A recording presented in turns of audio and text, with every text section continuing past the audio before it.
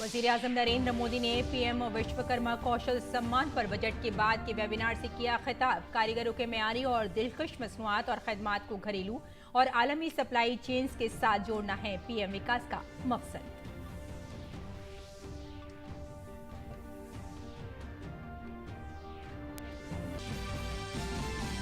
नायब सदर ने मेरठ में आयुर्वेद सम्मेलन और एक जिला एक प्रोडक्ट नुमाइश के इफ्तिताह प्रोग्राम में की शिरकत। इस मौके पर उत्तर प्रदेश के वजीर आला ने कहा कि आयुर्वेदिक अद्वियात के इस्तेमाल में हुआ है इजाफा।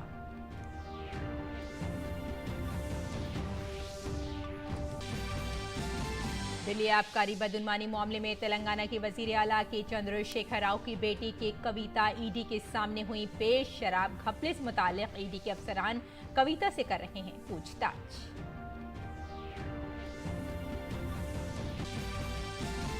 नौकरी के बदले जमीन घपले में लालू प्रसाद यादव के कुनबे और करीबी दोस्तों पर तहकीकाती एजेंसियों का शिकंजा हुआ सख्त।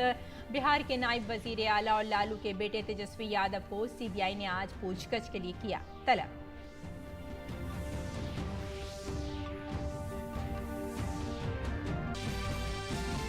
मुल्क में इन्फ्लुएंजा H3N2 और कोविड की सूरत हाल पर नई दिल्ली में नीति आयोग की हुई जायजा मीटिंग में नीति आयोग के अरकान और मरकजी सेहत सेक्रेटरी समेत आला अहदेदारों ने की शिरकत। सेहत के सेक्रेटरी ने सभी रियासतों को वायरस के बढ़ते हुए असरात के बारे में लिखा खत।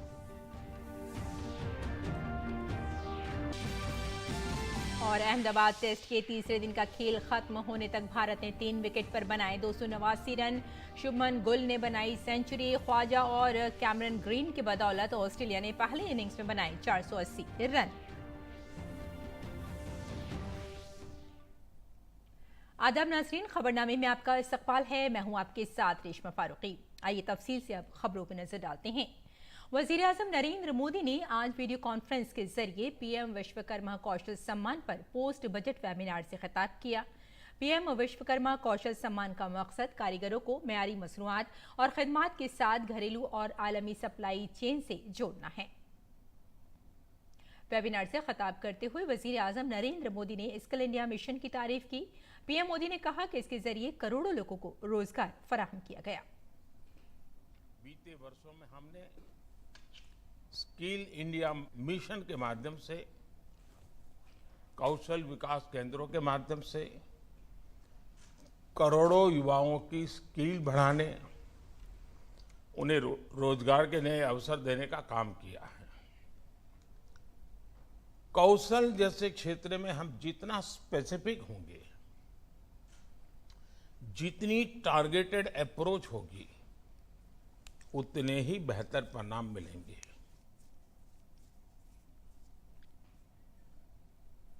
वज़ीर-ए-आज़म नरेंद्र मोदी ने कहा कि पीएम विश्वकर्मा योजना के जरिए करोड़ों लोगों की बड़ी मदद होने वाली है। इस बात को यकीनी बनाया जाएगा कि हर विश्वकर्मा साथी को आसानी से कर्ज मिले, उनकी सलाहियतों में इजाफा हो। पीएम विश्वकर्मा योजना के माध्यम से करोड़ों लोगों की बड़ी मदद होने जा रही है। इस योजना के द्वारा केंद्र सरकार हर विश्वकर्मा साथी को होलिस्टिक इंस्टीट्यूशनल सपोर्ट प्रदान करेगी। विश्वकर्मा साथियों को आसानी से लोन मिले, उनका कौशल बढ़े, उन्हें हर तरह का टेक्निकल सपोर्ट मिले, ये सब सुनिश्चित किया जाएगा। इसके अलावा डिजिटल एम्पावरमेंट, ब्रांड प्रमोशन और उत्पादों के बाजार तक पहुंच बनाने की व्यवस्था भी की जाएगी। वज़ीर-ए-आज़म नरेंद्र मोदी ने कहा कि हमारा मकसद विश्वकर्मा के साथियों को बड़ा सनतकार बनाना है। इसके लिए उनके कारोबारी मॉडल में पायदारी जरूरी है। हमारा उद्देश्य आज के विश्वकर्मा साथियों को कल का बड़ा एंटरप्रेन्योर बनाने का है। इसके लिए उनके बिजनेस मॉडल में स्थायित्व जरूरी है। इसे ध्यान में रखते हुए हम उनके बनाए प्रोडक्ट को बेहतर बनाने आकर्षक डिजाइनिंग, पैकेजिंग और ब्रांडिंग पर भी काम कर रहे हैं। इसमें ग्राहकों की भी जरूरतों का भी ध्यान रखा जा रहा है। हमारी नजर सिर्फ स्थानीय बाजार पर ही नहीं है, बल्कि हम ग्लोबल मार्केट को भी टारगेट कर रहे हैं। और उत्तर प्रदेश के मेरठ जिले में जारी 3 रोजा आयुर्वेद फेस्टिवल और ओडीओपी नुमाइश के इफ्तिताह के मौके पर नायब सदर जमहूरिया जगदीप धनखड़ ने कहा कि आज हमें सोचना होगा कि भारत कहाँ है। हमेशा मनफी सोच रखने वाले हमेशा रहे हैं। इमरजेंसी का जिक्र करते हुए उन्होंने कहा कि वो तारीख का एक स्याह बाब था, लेकिन अब इमरजेंसी का वक्त नहीं है। वजीर आजम नरेंद्र मोदी की क़यादत में अवामी कर्फ्यू लगाकर वबा पर काबू पाया गया। जगदीप धनखड़ ने कहा कि भारत की आवाज़ पूरी दुनिया में सुनी जाती है। आज पूरी दुनिया भारत का लोहा मानती है। अब भारत के अंदर जो शासन व्यवस्था है, वो शासन व्यवस्था एक ही केंद्र पर है, देश का हित। और तभी पहली बार आपने देखा होगा कि दुनिया के देशों में भारत की आवाज सुनी नहीं जाती है। इंतजार करते हैं कि इस मुद्दे पर भारत क्या बोलेगा।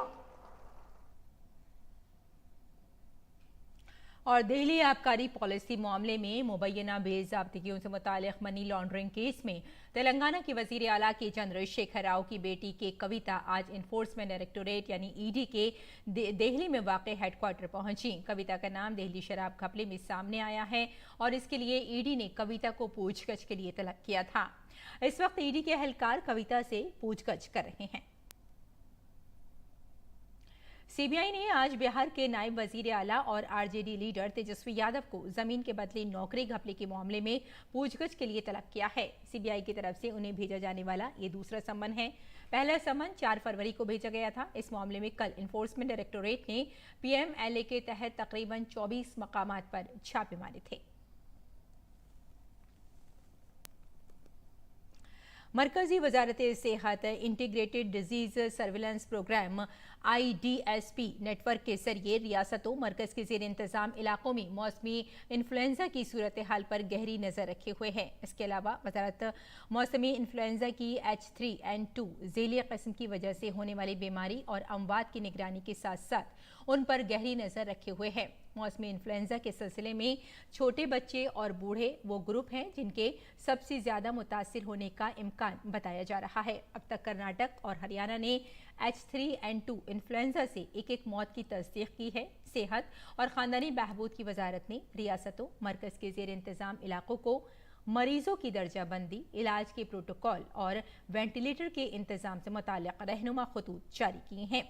इसके अलावा वजारत ने रियासती हुकूमतों को मशवरा दिया है कि वो H1N1 के मामलात से निमटने वाले हेल्थ केयर वर्कर्स को टीकाकारी करें। साथ ही ICMR ने भी इस सिलसिले में एक एडवाइजरी जारी की है।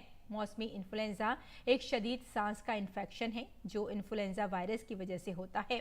ये दुनिया के तमाम हिस्सों में फैलता है और चंद महीनों के दौरान आलमी सतह पर मामलात में इजाफा देखा जाता है।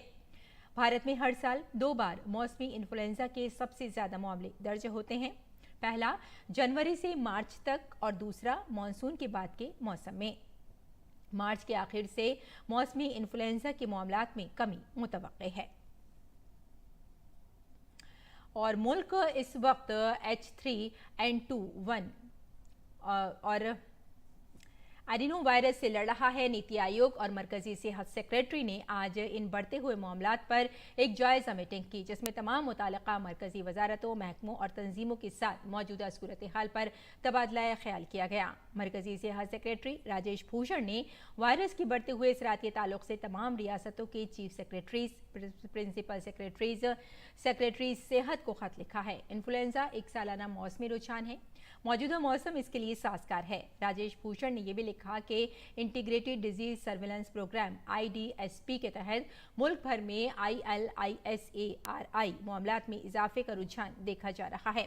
उन्होंने ये भी कहा कि इन्फ्लुएंजा के बढ़ते हुए मामलात तशवीशनाक हैं और मुख्तलिफ लेबोरेटरियों में तजुर्बा किए जाने वाले नमूनों में H3N2 पाया जा रहा है। इसमें मुब्तला होने वालों में छोटे बच्चे, बूढ़े और वो लोग हैं जो पहले ही किसी और बीमारी में मुब्तला हैं। इसके अलावा जनवरी 2023 से लिए गए 1% नमूनों की जांच के मुताबिक तकरीबन 25.4% नमूनों में एडिनो वायरस के मामलात पाए गए हैं। इनमें से अक्सर सूरतों में बुखार और खांसी के साथ सांस लेने में दुश्वारी होती है।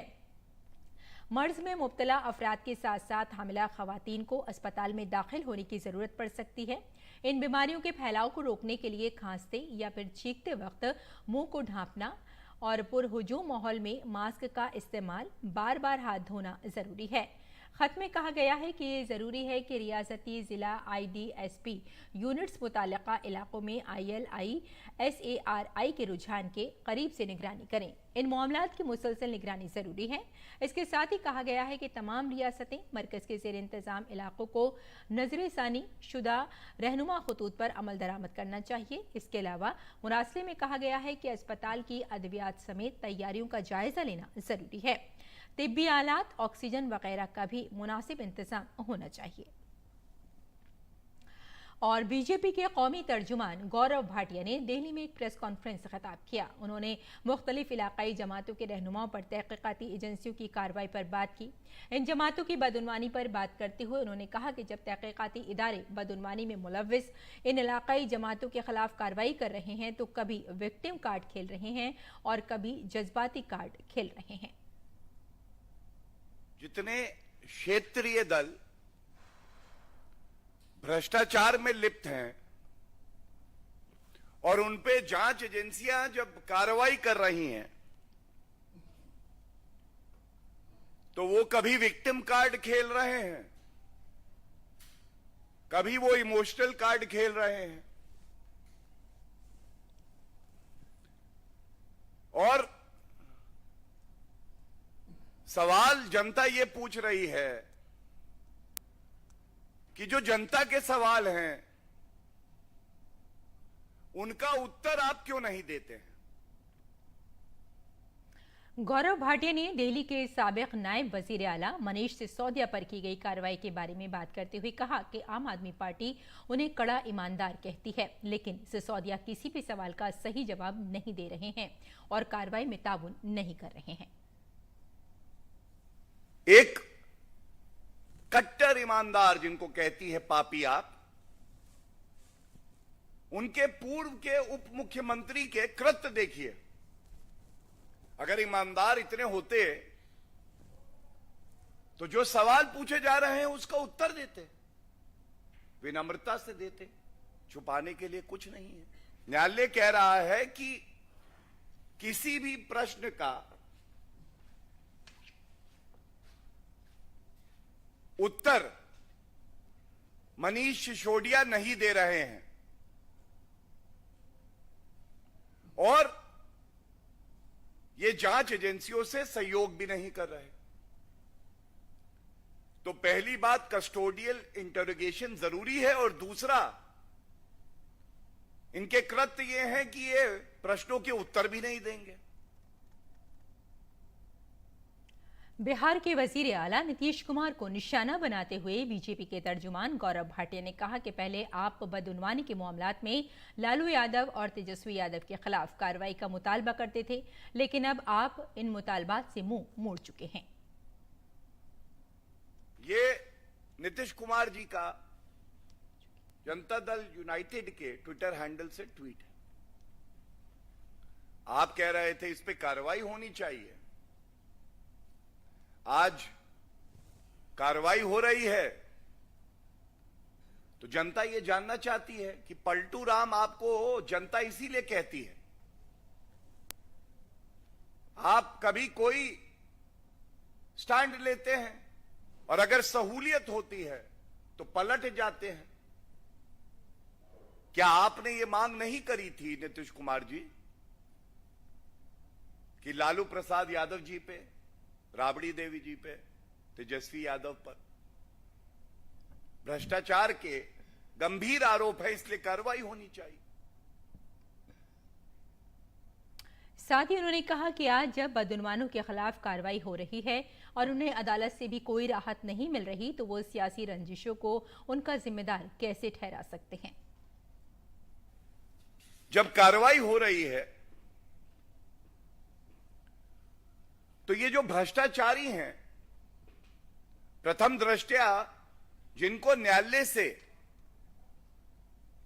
ना इनका मामला निरस्त हो रहा है, ना कई ऐसे मामले हैं जब बेल भी नहीं मिल रही, तो आपको यह बताना चाहिए कि आज आप तथ्यों पे बात क्यों नहीं कर रहे। अगर आप लोगों का कहना यह है कि राजनीतिक द्वेष से ये मामले हो रहे हैं, तो फिर ये बताइए कि न्यायालय जाके ये सारे जो मुकदमे हैं इनको निरस्त क्यों नहीं कराते हैं। आगे बढ़ते हैं। वजीर आजम नरेंद्र मोदी इतवार के रोज कर्नाटक में तकरीबन 16,000 करोड़ रुपए के प्रोजेक्टों का इफ्तिताह और संग बुनियाद रखेंगे। वजीर आजम मोदी बेंगलुरु मैसूर एक्सप्रेसवे का इफ्तिताह करेंगे, जिससे सफर का वक्त 3 घंटे से कम होकर सिर्फ 75 मिनट रह जाएगा। इसके अलावा वजीर आजम मैसूर खुशहाल नगर 4 लेन हाईवे का भी संग बुनियाद रखेंगे।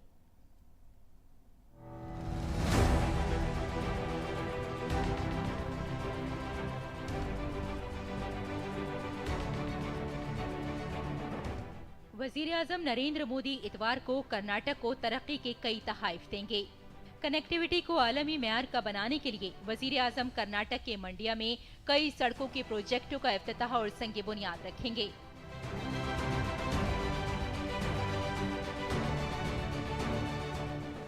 किसी भी इलाके की तरक्की के लिए बेहतर राब्ता जरूरी है। इस कोशिश को आगे बढ़ाते हुए वजीर आजम बेंगलुरु मैसूर एक्सप्रेसवे को कौम के नाम वक्फ करेंगे।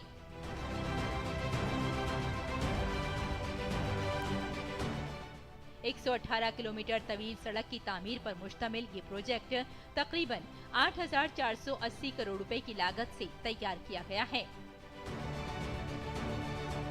इससे बेंगलुरु और मैसूर के दरमियान सफर का वक्त तकरीबन 3 घंटे से कम होकर तकरीबन 75 मिनट हो जाएगा। इस तरह खित्ते में समाजी और इक्तिसादी तरक्की को फरोग मिलेगा। इसके साथ ही वजीर आजम नरेंद्र मोदी मैसूर खुशहाल नगर 4 लेन हाईवे का भी संग बुनियाद रखेंगे।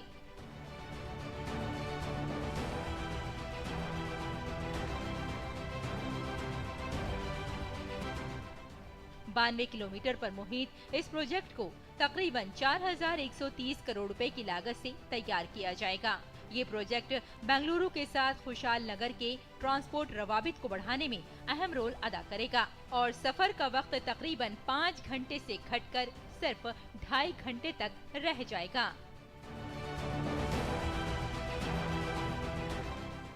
अभिषेक सिंह की रिपोर्ट, डीडी न्यूज उर्दू खबरें। अगली खबर की जानिब बढ़ते हैं। आईआईटी धारवाड़ के नए कैंपस का पहला मरहला मुकम्मल हो गया है। वजीर आजम नरेंद्र मोदी कल इसका इफ्तिताह करेंगे। 2016 में मरकजी हुकूमत ने आईआईटी धारवाड़ का ऐलान किया था। रियासती हुकूमतों ने कल 535 एकड़ अराजी दी थी, जिसमें 65 एकड़ महफूज जंगलाती इलाका और 470 एकड़ दीगर अराजी शामिल है। पहले मरहले में 852 करोड़ रुपए की लागत से मुख्तलिफ मकासद के लिए 18 इमारतें तामीर की गई हैं। 2016 में जब institute of soil and water management में आरजी कैंपस शुरू किया गया तो कंप्यूटर, इलेक्ट्रिकल, मैकेनिकल में 4 साला बीटेक कोर्स शुरू किया गया। फिजिक्स में इंजीनियरिंग की डिग्री 2021 में शुरू की गई थी। आइए यहाँ के तलबा से सुनते हैं कि वो नए कैंपस के बारे में कितने पुरजोश हैं। मैं इधर कैंपस में 4-5 साल हो गया पीएचडी स्कॉलर एज काम कर रहा हूँ। नया कैंपस इनॉग्रेशन हो रहा है। मेरा आईआईटी में यहाँ आने का जो सपना था वो पूरा हुआ है, तो मैं बहुत खुश हूँ कि मैं इस परिवार का एक हिस्सा हूँ।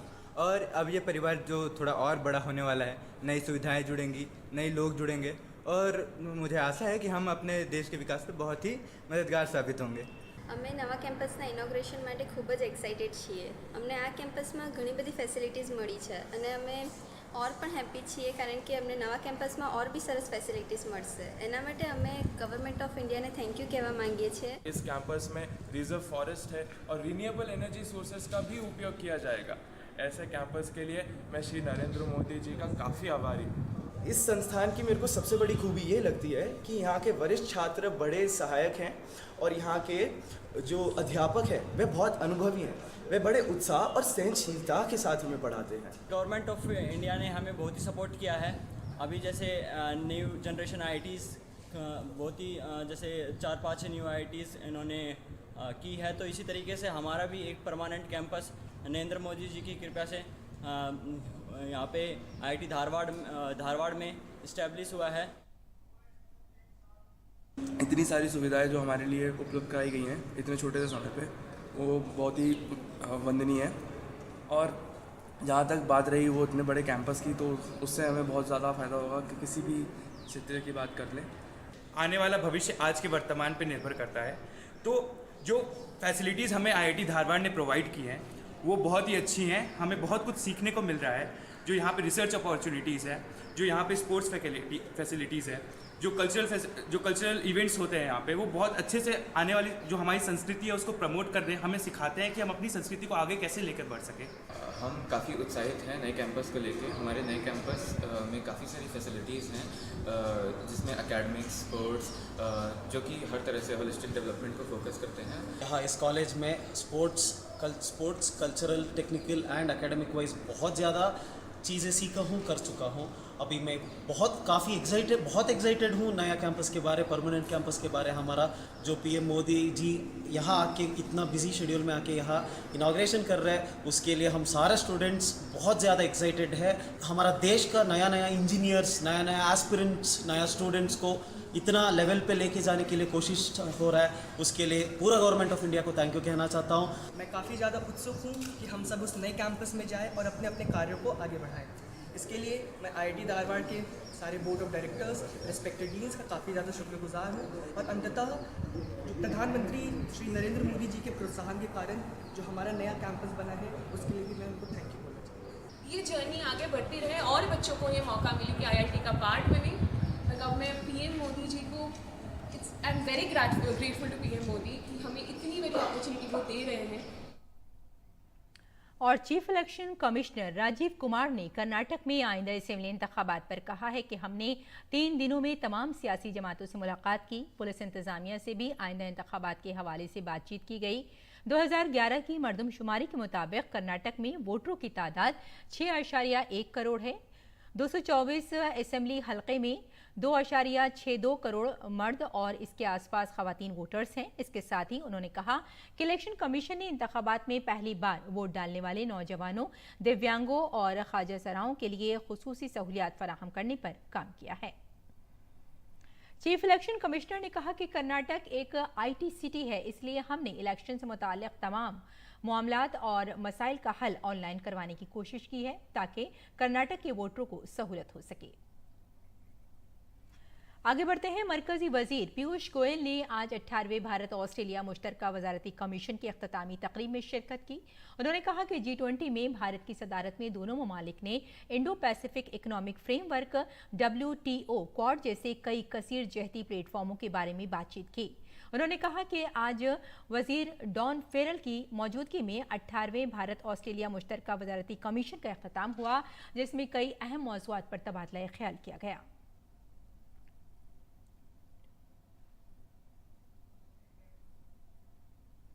मरकजी वजीर पीयूष गोयल ने कहा कि भारत और ऑस्ट्रेलिया के दरमियान एक खास रिश्ता है और ये वजीर आजम एंथनी अल्बनीज के दौराए भारत में भी देखा गया. इसी सिलसिले में अब दोनों ममालिक इत्तेहाद मुआहदे के तहत हैं.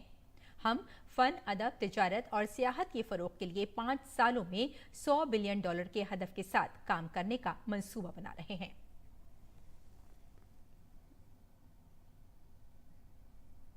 और मुल्क की मईशत मजबूत हो रही है। रवां माली साल में बराह रास्त टैक्स वसूली में इजाफा हुआ है। CBDT के मुताबिक 10 मार्च तक कल कुल बराह रास्त टैक्स की वसूली 16.68 लाख करोड़ रुपए से तजावुज कर गई है, जो गुज़िश्ता साल की इसी मुद्दत के मुकाबले में 23% ज्यादा है।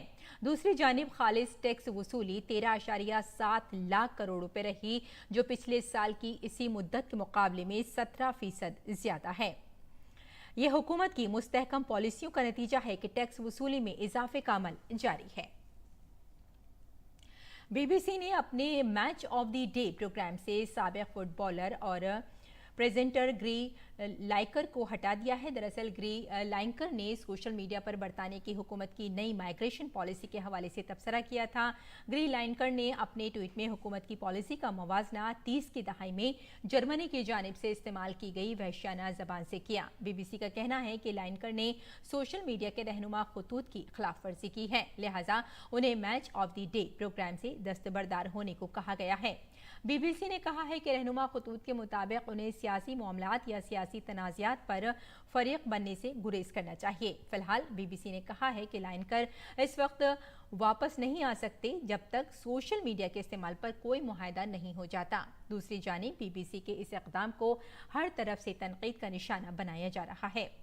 अपोजिशन के कई अरकान पार्लियामेंट ने हुकूमत के मंसूबों पर सख्त एतराज़ात किए हैं। साथ ही लेबर पार्टी के ज़राए का कहना है कि BBC को अपने फैसले पर नजरसानी करनी चाहिए। उनका कहना है कि ग्री लाइकर को ऑफ एयर करने का BBC का फैसला बुज़दिलाना और सियासी दबाव के पेश नज़र आज़ादी इजहार पर हमला है।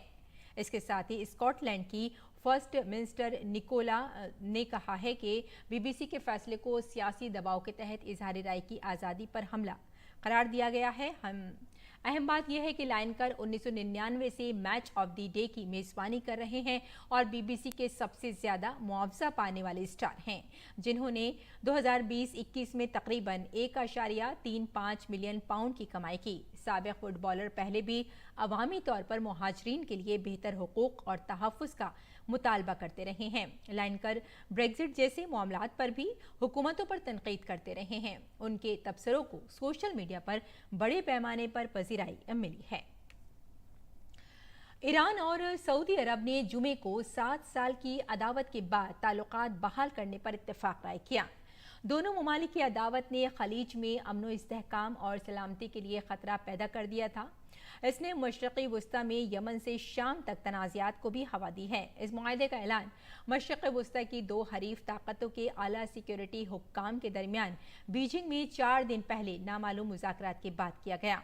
ईरान, सऊदी अरब और चीन की तरफ से जारी एक बयान के मुताबिक ईरान और रियाद ने अपने दरमियान सिफारती ताल्लुकात बहाल करने और 2 माह से ज़ायद अरसे के अंदर अपने सिफारत खाने और मिशन दोबारा खोलने पर इत्तेफाक किया। इस मुआहदे में रियासतों की खुद मुख्तारी के एहतराम और उनके अंदरूनी मामलात में अदम मुदाखलत का इस्बात शामिल है। मुआहदे में सऊदी अरब और ईरान ने 2001 में मुकर्ररा सिक्योरिटी ताउन के मुआहदे को फाल बनाने के साथ साथ तिजारत, मईशत और सरमायाकारी से मुताल्लिक़ एक और मुआहदे पर इत्तेफाक किया। दोनों ममालिक ने 2021 और 2022 में पहले मुज़ाकरात की मेज़बानी करने पर चीन के साथ साथ इराक और ओमान का शुक्रिया अदा किया। मुआहदे पर ईरान के आला सिक्योरिटी अहलकार अली शमखानी और सऊदी अरब के कौमी सलामती के मुशीर मुसद्दिक बिन मोहम्मद अलीबान ने दस्तखत किए। वाइट हाउस की कौमी सलामती के तर्जुमान ने कहा कि अमरीका मुआहदे की रिपोर्ट से वाकिफ था। उन्होंने यमन में जंग के खात्मे और मशरिक़ वस्ता में कशीदगी को कम करने में मदद के लिए किसी भी तरह की कोशिश का खैर मकदम किया।